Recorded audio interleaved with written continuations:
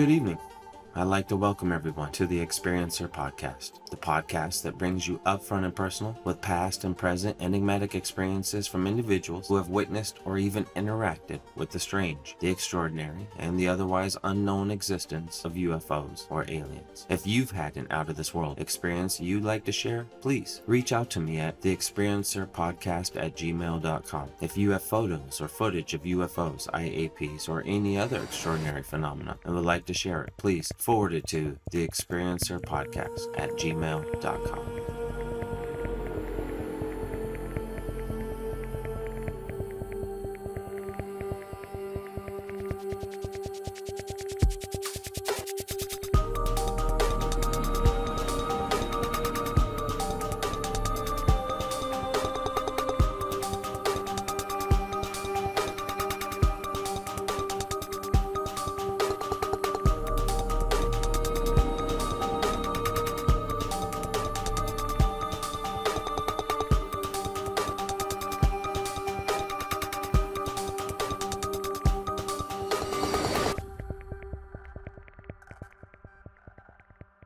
I am humbled to be able to broadcast with you all and share the following experiences from today's guest. I'm going to keep this simple. I'll introduce our guest, and otherwise we'll jump right into the show and I'll let him tell us the gist of it. This is Pat Wirtz from Boulder City, Nevada. Thank you for being with us here this evening. Sure. I can't wait. I've been waiting for this all week. Awesome. Thank you, Pat. I appreciate that enthusiasm. Pat is kind enough to spend some time with us today to share and hopefully just maybe inspire folks to a more mind-opening dialogue around this sort of subject. Please, Pat, do us a favor and begin by giving us the setting. Maybe start with telling us where and when and how old you were when all this took place. Sure. This would have been the summer of '94 when I had a job as an intern in Saudi Arabia, in the capital city, Riyadh. I was an intern in the Riyadh Development Authority, which is like the planning and development agency, public agency for the capital. And I was going to USC at the time in California, University of Southern California in LA. I think it was right after my first year there. And so it would have been, summer '94 when I was working in Saudi Arabia for one hot summer. Awesome. Wow. That's quite an experience, it sounds like, anyway. Yeah, and here's the funny thing. Everyone complains about how hot it was, but it was actually 1 or 2 degrees hotter back in Vegas at the time. You were acclimated, to say the least. Yeah. Yes. So please tell me a little more. Okay, sure. So I was I was working for this public agency there, the planning agency. And the place I was staying at was a place called Tawake Palace, which was basically like a hotel convention center for people working for the different Saudi government agencies, like foreigners, in the diplomatic quarter. So this is the part of the city that's separated from the main part of the city, but put all the diplomats and all the embassies and a lot of the people who work at them, just because they want to keep the foreigners separate. Back then, they wanted to keep the foreigners separate from the main population in the main part of the capital. Sort of, they didn't want to contaminate. I was going to say for not just safety and security, but also for philosophical reasons or political reasons. Exactly. Wow. And it wasn't luxurious, but it was a very nice hotel I was staying at. And my view was we're on the edge of the diplomatic quarter, and there was a big gully, a big wadi, we call it. We'd call it a big dry wash. Good size, a canyon between the diplomatic quarter and the main part of the city. So I could see the city in the distance from my room window. And I always get up around, I'll go around 6 o'clock. Got up early to have, just spend some time in the morning doing some stuff, looking over what I needed to do for the day, have breakfast before I went into work. And I got up a little bit before the alarm went off at 6. And at this time, this was when it was like right before sunrise, when the light was, you could see your hand in front of you, but it wasn't full sunlight. It was just like right before the sun. And I remember, I got up, I turned off my alarm since I was already up. It's about 10 minutes to 6. Went in, went to the bathroom, washed my face. And then when I went out, I was going to go back to bed for about, just lying there for about 10 minutes or 15 minutes. And I looked out the window and I could see the city lights in the distance that were actually disappearing as the daylight was coming. But I looked up at the sky and there was like this really bright star. And there was like right behind it, like just a little bit below it was this other star that wasn't as bright. And I remember thinking, well, that's interesting.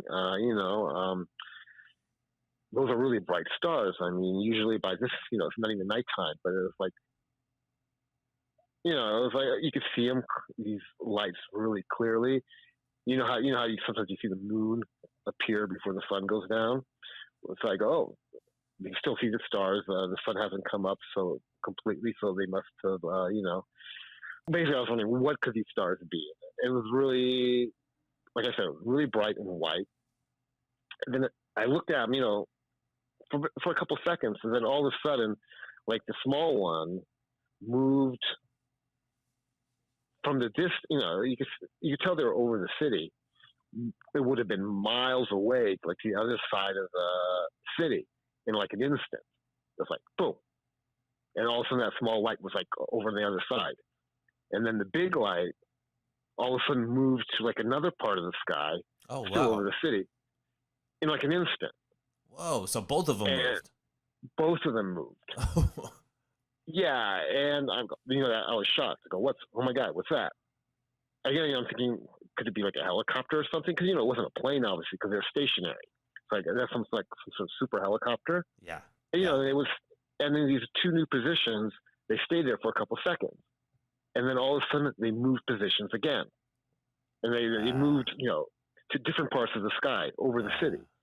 And, and like in an instant, less than a second to get to the new position. And they would have been, miles and miles apart, the distance they moved. Within that blink of an eye, yeah. Basically.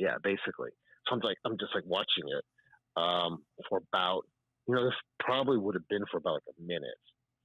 But it seemed like forever when I'm watching it, But yeah, if I think about it, it probably would have only been like about a minute. Okay. And then all of a sudden, like the smaller lights, it's like they're playing with each other. Like one would move one position, while the other would move the other position. Simultaneous? A couple seconds. And, which one? Simultaneously? Usually one would move first, and then like a second later, or maybe a fraction of a second later, the other one would move again to another position in the sky, next to it. That's just as cool, if not cooler. Yeah, so it was wild. And of course, this was way too fast for it to be, anything I knew. It wasn't a helicopter. I mean, I'm sure it wasn't a helicopter. Right. So yeah, I was just sort of mesmerized by this and watching it.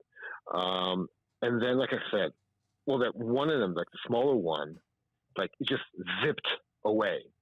Like, if you consider my window like a frame, you're looking at a movie or something, that's the movie frame, it just, or you're looking at your monitor, it just zipped away, where I couldn't see it anymore. And the other light, the larger light, sort of was there, sort of blinking in the distance, and all of a sudden it moved forward towards me. So it flew like, without making a sound, it flew over the valley, this little valley separating the city from the diplomatic quarter where my window was looking at. And it flew like over where I was, like literally over the place I was staying at. Wow. And again, really fast. It was really fast. Of course, in that same blink of an eye that had been happening the whole time. A little bit slower. Oh, so you kind of saw it approach. yeah, exactly. But it was still going pretty fast, and but not that instantaneous movement, that it had been doing before. Okay. And you could see it was like an object. It was like an object, but it was an object. Let me see. It wasn't. It didn't look like a fighter plane. You know what I mean? It didn't have that narrow oblong. The look of a plane. It was more. It was more thick, but you couldn't really tell because it was mainly you saw the light in front. I assumed it was in front, but yeah, it was mainly the light. And it flew over me. And of course, I couldn't see it once it flew over the building I was in. Mm-hmm. And then I was just sort of just looking out at the window. I think, what if it comes back? What if I see something else in the distance? And probably just a couple seconds later, he's coming towards me too from over the city were two fighter jets. American, probably F-15, F-16. I couldn't tell, but you could tell they were fighter jets, and they made a sound too. They had a sound of a jet, and they're going at the speed of an airplane. They weren't like going at some super high speed, except for what you expect, a fighter to be doing. There are American planes because we sell all of our military. Let's face it, we sell Everything's for sale. Yeah. Yeah, we sell to the Saudis. They're our so-called allies. At least against Iran. But yeah, they're allies. So yeah, it was two American fighter jets. I'm assuming but they're definitely fighter jets flying over, following basically that first object that has those light. With the light in front that I had been watching for about a minute before. How? So it was like basically, so it was basically they were like chasing after this object that had been in the sky, flying over the capital city. Wow. Yeah. So, and then, but the thing is, you knew they were planes. You look up the sky, they look like planes, form. You could hear them. You hear their engines. Whereas the object previously, you heard nothing. If I may, seconds, a minute, longer? How long until the jets came after, while you're staring at that empty window? I would say, after the first object flew over me, I probably looked for about, I'd say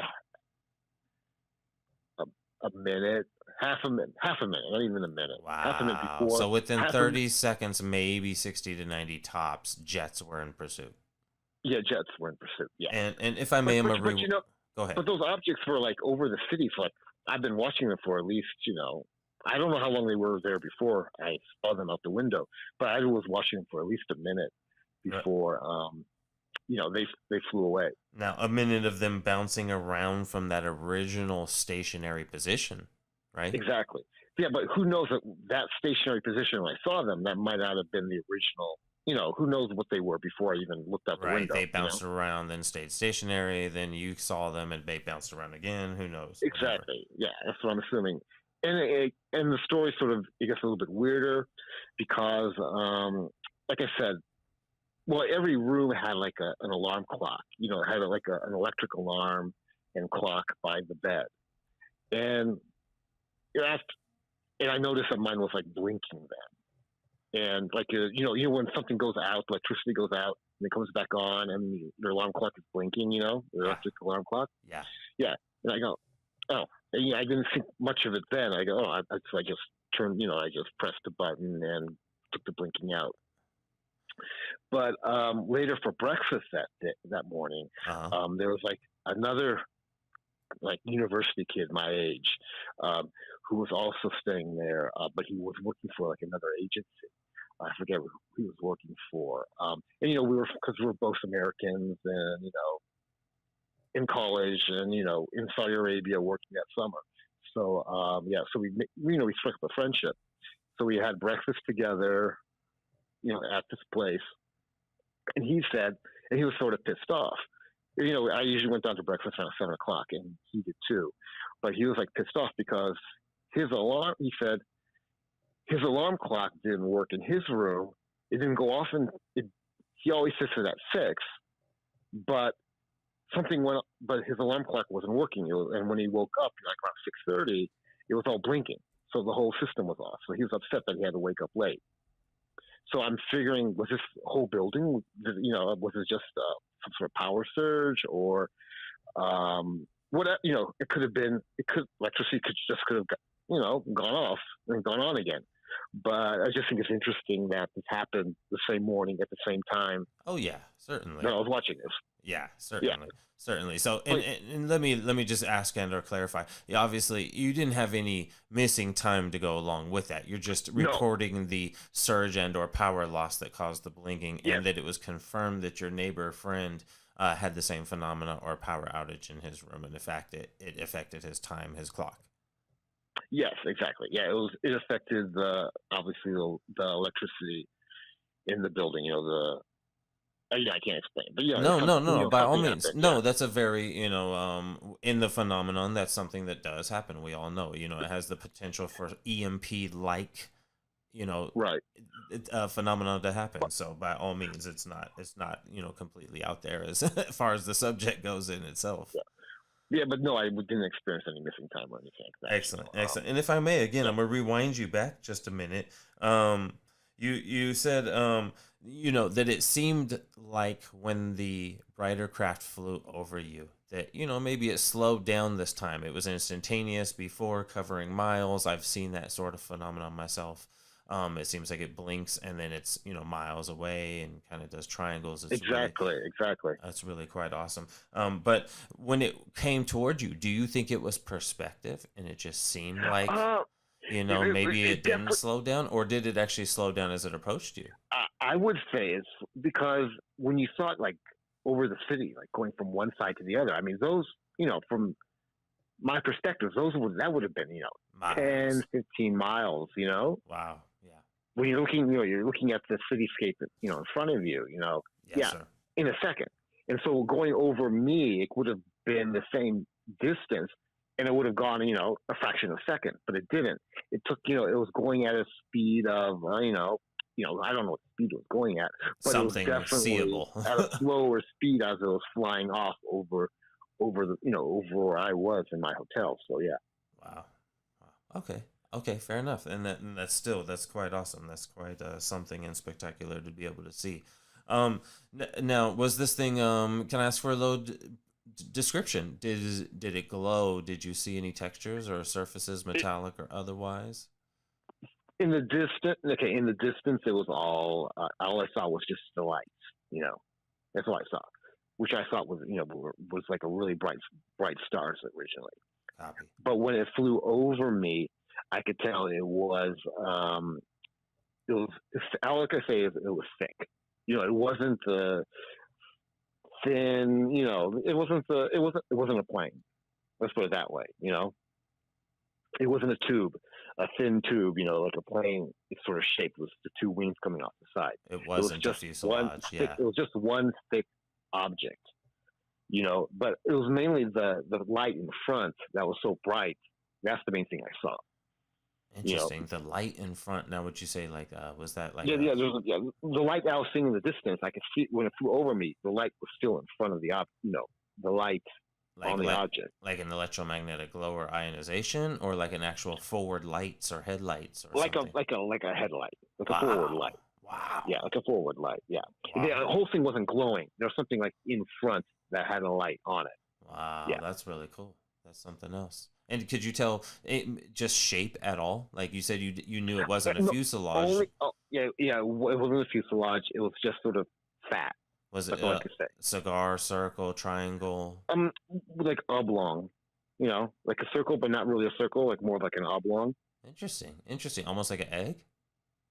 Yeah, or the tic tac.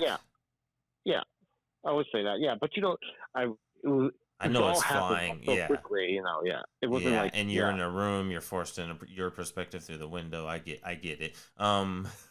Still, I'm gonna drill you a little more. Pardon me. Again, any color, any. No, it was. It was dark. I would just say it was black. Right.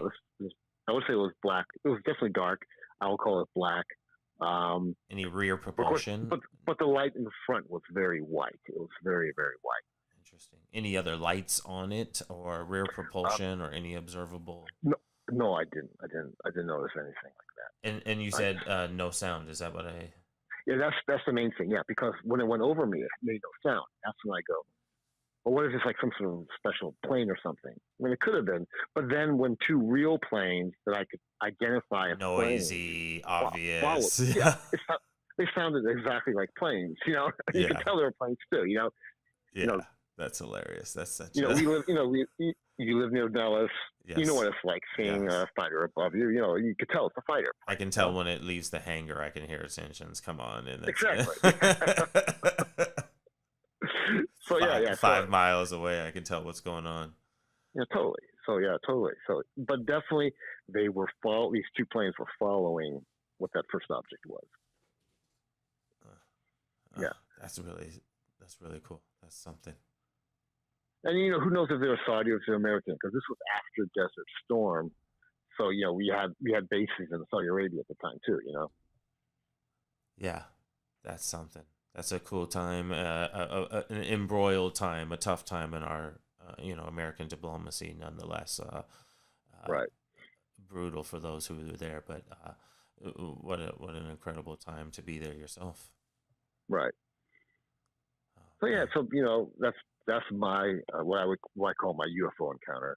Just because it is for me some unidentified object. I can't. It wasn't what I would consider a plane or a helicopter. Yeah, and you had a direct comparison within 30 seconds too. Exactly. When those planes, because I go, okay, maybe it is some sort of plane, But then when the actual two planes came over, I was like, oh, okay, those are planes. It sure is. That's quite an obvious difference. Yeah, Oh man. and again, I wasn't even looking for that. I, in high school and stuff, and even in the beginning of college, I was interested. I knew all about Area 51 through John Lazar. That's when the story was coming out, and the abduction stories are just becoming popular. Whitley Strieber and Yeah, the Communion. early '90s was a really cool and epic time Exactly. for ufology's roots to And also, explode. this was like the new age moment too, like starting in the late '80s when people were channeling aliens and all that type of stuff. So it's like everyone was talking about it. I was keeping, Tabs it was on something I was interested in, yeah. yeah. But by that time, I started college. I wasn't interested. They out of my mind. It was just out of my No, mind. you're in college I was as a young man and traveling the world. You're busy. I'm sure you're Yeah, plenty busy. exactly. I had a job in Saudi Arabia, which was cool. Yeah, so it's like UFOs were the last thing on my mind, but but that's when it happens. Uh, It seems to come when you least expect things. Least expect it. but you Stuff also like that. had your eyes to the sky, and that's really cool. That's a Yeah. Well, yeah, I um, was thinking because I could not when I looked out the window and I saw these bright lights up in the sky. It was like, oh wow, why are those stars still up? yeah, It's yeah. about The only things sun in is the about to sky. come up. I've seen that a couple times myself as well. That's really cool. Yeah. Let me go ahead and let's keep this moving forward, if I may. I'm gonna prompt you on a couple more questions. Sure. These are my general 5 or 6 follow-up questions, and let's see where this takes us. Sure. Let's see. So, this phenomenon obviously happened back in Saudi Arabia, so it's not still ongoing in any shape or form, right? No. It was just a one-time encounter. Yeah. Okay. And how about have you had prior or since UFO sightings of any kind? No, that's it. No. I Nothing mean, Boulder City or I otherwise travels. well, actually, like I said, in high school, I would actually go out. There's a desert right near my home. I live on the edge of the town in the desert, so I would go out and look at the sky at night, and just sort of with my binoculars and see everything else flying up there in the sky. But I could always identify what it was. You know what I mean? Yes, yes, Yeah, yes. you can tell Especially that's if a you have a helicopter, beautiful that's a sky, plane. there's a lot up there. Yeah, there was never anything during that time before I moved to LA to USC and went to USC and then Saudi Arabia that there wasn't anything in the sky that I couldn't identify. Copy that. Yeah. I didn't feel comfortable. I didn't feel uncomfortable identifying it's like, okay, that's a plane, that's a Yeah. helicopter. That has a tail on it. That's a meteor, so on and so forth. Yeah. Yeah, and the way it was moving, it was nothing was ever special. Yeah, even when I was a kid, the early mid '90s, late '90s, there were satellites. The sky was busy, but you could tell it was that it blinked. It had a normal trajectory. It had an Exactly. orbiting Exactly. trajectory. Yeah, Yeah, you see it going from point A to point B, and there's nothing weird about it. It wasn't like what I saw out the window that morning. Going from point A to Z to X to B to D to Y. All over the sky. that's really cool. I have to admit, you told me the story briefly before, and I forgot that you saw two lights and that they went opposite directions and ping Yeah, ponged yeah. and Well, volleyed on their own. That's really they cool. were going in different directions. Yeah, They're all in like different directions. yeah, Like that- they're it was wild. like a cosmic volleyball. I get it. No, that's cool. Yeah. So moving on again. Have you ever had prior paranormal experiences or any since then of a different kind? Something more paranormal, spiritual, or ghost like? Um. Yeah, of course. Related to family members and stuff. But like I can tell you that same summer when I was in Saudi, I remember it was like the week before. I couldn't sleep one night. I just couldn't sleep at all. Well, I was going in and out of sleep, actually, and it was hard for me to go back to sleep. But I was just imagining my grandma meeting my grandfather. And my grandfather had passed away, 2 decades before. But when when I decided, okay, I'm not going to go back to bed. I might as well just stay up around, a little bit before, around 5:30. My dad called from Nevada, and he said, "Nana, your grandma died." Oh wow. And so, yeah, this was like 2 weeks previous. And so, yeah, I was like dreaming of my grandma and how she was meeting my grandfather all night. And then my dad calls and said she passed away. Oh man, that's tough. So that was, yeah, it's stuff like that. There's all sorts of family stuff that sort of happens, particularly around holidays and stuff. But stuff like that. Yeah. Yeah. How about well, and that's really something, the psychic connection, if you will, the unconscious connection to family members. And you mentioned holidays, so maybe with an added emotional bond at that time. And Yeah, of I've course. had the same thing. I've had loss during holidays. I've had loss of family members that I sensed, and I've even had a lot of deja vu dreams. So by all means, it Well, can yeah. be quite potent. What I think is, because the holidays you're thinking about your family, even at the subconscious level, Yes, sir. and there might be ways of manifesting that. Mm, indeed. Yeah. So. Indeed. Okay, and how about other paranormal experiences? Have you had any other standout ghost experiences or phenomena? During dream states, or sleep paralysis, or Just the like, I've only had one out of body experience, but that was when I was in London. I was in school, but I was doing research in London. I used to go there a couple times to do my research, and I ate at this place that gave me food poisoning. And so I attribute my out of body experience to that food poisoning. yeah, That first that'll night do it. I had it. Yeah. It was a wild experience, and it felt real at the time. But I was, basically, yeah, whatever. I was having hallucinations from my condition. Wow, wow. And what happened? What did you experience? Um, I was in my bed, and I imagined myself separating into three different parts. I was lying flat, and I was separated into three different parts. One was like a triangle. My three bodies lying down formed a triangle. Yeah. So two at the bottom and one at the top. And what was weird about it was I felt I was each person, each of those three people, but at the same time, I could feel the presence of my other two bodies in the right position. You know, so I was the body at the top, but I could feel below me, bottom part of the triangle. I could feel the presence of my other two bodies, but I was also the one at the lower right who could feel my positioning next to the other two bodies. You know, I was all now was so this so yeah, I was all three of them at the same time, was and I it could feel being completely three of them at the same time. But Go ahead. I'm sorry. no, yeah, I could feel completely separate from all three of them, but also the presence of myself next to each other. You know, in this triangle form. Wow. And I was rising. All three of us were rising at night in sort of like this skyscape, our bodies, and we were pulling apart from each other because I could feel myself. Because you know, when you're close to a person, you can feel the presence. Obviously, as you get further away, you know, obviously you can. Even if you don't see them, you can feel the presence next to you. You know. Absolutely. Yeah. Yes. So we were pulling apart, and this thought came in my head saying, "If you pull apart too much, you'll never get back together again." Ooh. So I had to focus and concentrate so I could be one again. And when I started doing that, all my three bodies began to get closer together again until we finally formed one body again, and I woke up.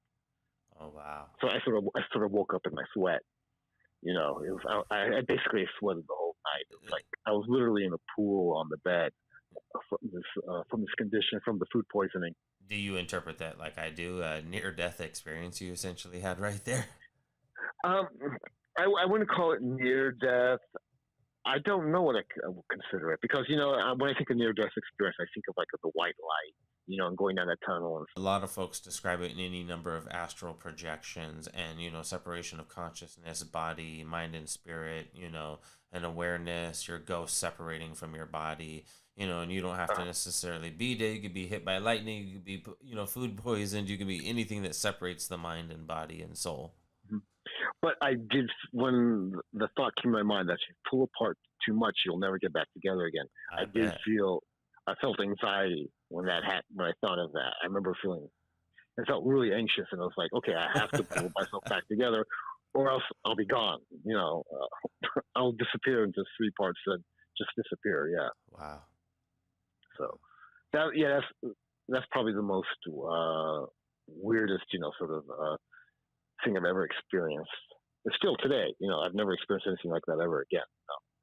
So I've been sick a lot of times, and I've had like hallucinations and stuff, but nothing like that. And I'm just gonna pry one more time. I thought I remembered you mentioning a ghost experience that you've had. No, nothing really. No, not really. No worries. I remember the next night. I apologize. I dreamt after the astral projection. I was still pretty sick. Yeah, I remember the next night.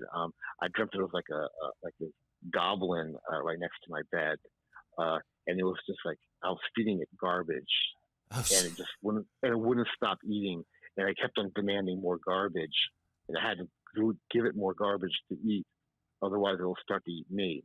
So I was just like I don't know where I was getting this garbage and trash, but I was feeding it. That's what you were eating while you were half dead, I guess, huh? Yeah, that's exactly it. Yeah. So, yeah. So did you ever find the garbage when you came around?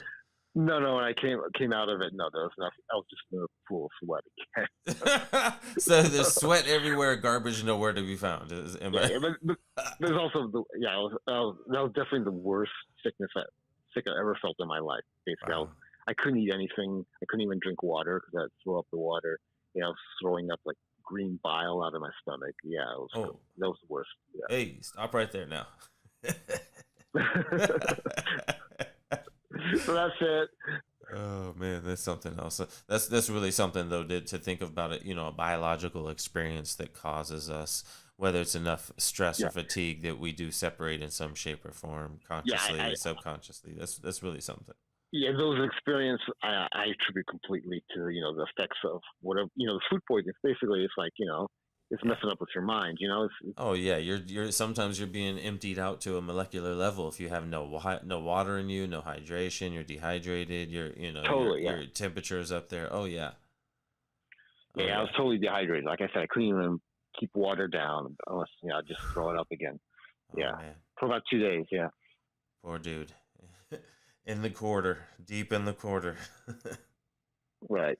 Oh man. Okay, so let me see. I often ask folks some hindsight questions. So if I may, your UFO sighting, did it leave you with any feelings or thoughts about what happened? Maybe not necessarily anything epic or a large epiphany, Well, but did it give you any thoughts or feelings? well, it reignited my belief that hey, because I saw this. It wasn't like anything. I didn't dream this. Like it wasn't in my dream like it was the food poisoning incidents. The astral projection and stuff. Yeah. I know I was awake. I was, and I saw this, and I saw these lights in the sky go. It's basically for modern technology. We can't do that. And it flew over me to one of the lights. Oh yeah. Without making a sound. And then so it reignited the fact that hey, there's stuff out there that we don't know about. Hmm. You know. Oh yeah. I bet. Yeah. I mean, I remember. Because I was like I said, as a kid and teenager, I was really into the UFO stuff. I never had any sightings or anything. But you put it on the back burner when you're in With life, university. yeah. Yeah. It's just life. Life takes care of it, and you're not thinking about that stuff anymore. And then it just said, okay, so there is something out there beyond your life. You know what I mean? Beyond what beyond what everyone else knows, there's probably more stuff going on, and you just got to be, sometimes you stumble across it like I did there, but don't discount people's experiences. Don't discount the fact that there's stuff beyond your idea of what the world is and your conception. It just Right. reinforces that. You know what I mean? That's cool. That's really cool. That's really honest. I like that a lot. Yeah, and I've never encountered anything like that again. I've definitely looked up at the night sky lots of times. I look That's up cool. the stars. Take my app and see what the constellations are, what that star is over there, where the planets are. But but the fact that I know I had that experience and it was weird and I can't explain it is there. Yeah. Keeps So you it's like looking. yeah, exactly, exactly. That's cool. As it should. As it should. If we could all be so lucky, right? Have an extra reason to keep our eyes to the sky. Exactly. Indeed. Indeed. That's really cool. Watch the skies, Right? which is the tagline at the end of The Thing at the End of the World or whatever this 1951 movie. Oh, okay. Which one? Yeah, and it Which was movie? The Thing. Oh, Back in oh, yeah. 1951. Oh, yeah. Yeah, Boy. Watch the Skies. Watch the skies. The Thing from Another World. The Yeah, thing from and another world. Yep, watch the skies. I remember that tagline. Of course, not that I lived at that time, but I've seen that and awesome sci-fi classic. it was also the working title for Close Encounters of the Third Kind before it got that name. Oh, that's Steven right. Spielberg. Yeah. Yeah, like Blue Harvest and other titles, working titles. That's too cool. I don't know if I asked earlier when this thing flew over. Did you get a sense of its size? And if so, does it help? In hindsight, do you interpret it any differently? Was it a drone? Did you think it was manned back then? Okay, if it was at the same height as the fighter planes, it would have been like 4 times the size of like a fighter plane. Assuming it was at the same height going over me. The planes went over me too. Yeah, It you would got have a been 4 sense of times. that It would have size. been 4 times. It would have been roughly 4 times the size of like one of the fighter planes. At that size, when you think back on it, do you interpret it? Does your intuition tell you it was manned or that it was drone? I mean, obviously, that's a good size. Well, see, back then I wouldn't have imagined it being drone. I would have imagined there would have been something inside. Touche. Yeah. Absolutely. Yeah. This was, now of course we think of drones and it makes sense, why you would send robotic and machines to do your surveillance, but something smaller, not something that's 40 feet or bigger. exactly. But back then, I would not have thought of that. Yeah, I would have definitely thought there's some. And how about now? Do you still think it was probably manned of whatever the persons were? Yeah, I would say so. Yeah, I would say look at considering the size, Of course, it's all conjecture. Yeah, So yeah, of course, yeah, I would absolutely. say so. Yeah, I would say. Oh, yeah, I would definitely believe that now. Wow, that's quite a size. That's really cool. That's really something. That's at least, as it, if it's slow enough to see and it's coming overhead. I get that it could be at an angle that you could barely see it, but for a blink. But still, just to Hmm. get the sense that it's over 20 feet, that it's 40 feet or more. That's a huge size. Right. Awesome, awesome. Yeah, it was definitely when it flew over me. It felt it was a nice size. It was a nice size. I hear you. And I'm gonna jump back onto my questions here. And this may seem a little out of left field, but I promise it's again regular practice around here. But has anyone in your family had similar experiences with UFO, Um, paranormal, or otherwise? Not that I would know of. No one talked about it. If Okay. they did, no one talked about it. Yeah, No, but that's pretty no. normal for most families, by all means. And lastly, I do have one final one, and that is, have you ever reported this to any agency such as MUFON, National UFO Yeah, Reporting no, move Agency on. Yeah, Center? of course. You did? No, no, No. no, I have not. No, I've Okay. only told friends. I've only told friends. I only told you. Okay. I Okay. only I only tell friends who I know would be interested in it. Which friends are going to be interested in it, and which friends are not. It's curious, it's interesting, but it wasn't like I didn't see beings like land near me or anything like that. So it wasn't. Yeah, of Uh, course. yeah, You still saw something fly over and then slow, lazy, loud, everyday right. jets follow and chase that are normal, awesome. And again, it was flying. It was doing. They were doing these maneuvers over the city, which makes I'm thinking, okay, they must be studying the city. I mean, why would it wouldn't be to bring it? Would it be to bring attention to themselves by doing it over the city? No, they must be over the city for a special purpose. Who knows? What that is, but yeah. Yeah, who knows what that is? Yeah, so they were definitely doing all their maneuvers over the city in the distance. I think that's an important point. It wasn't like over the middle of nowhere in the desert, over the wilderness or something. They're Right, doing a this over the populated city. city that has a defense agency, so they're gonna scramble jets. Yeah, exactly. And Yeah, it almost so makes sense they did. Like, come on now. exactly, and so clearly they were being watched too by us. That's why they're being chased by the planes afterwards. Great point. Yeah, Great point. Oh man. Thank you so much for taking the time to come on today, man, and share your no, no, experience. That's really cool. no, it's been great. Yeah, and like I said, I still remember it almost like it happened yesterday. Because it's just so. It was great. Seeing it was yeah, it was an interesting experience. What did you say that they called the wash out there, or that fall off? They call what we call a dry lake. I mean not a dry lake, but the wash. What we call a wash, they call a wadi. Wadi. Wadi. Yeah, Yes, yes, I've and heard that's it and seen it in in Arabic. movies, but okay. Yeah, you hear Wadi Rum in Jordan, where we have to go to is next to Petra. That's Yeah. where they shoot. That's where they shoot Lawrence of Arabia and The Martian and all the TV shows and movies. Yeah, Wadi Rum. So yeah, so there's like a big wadi in between. I would say some epic wadis over there. Totally, yeah, totally. That's awesome. Thank you so much for taking time this evening with us. I appreciate No, you. no, great. It's been fun. Sure was. Thanks, Pat. Thanks again so much for your time. Okay, talk to you later.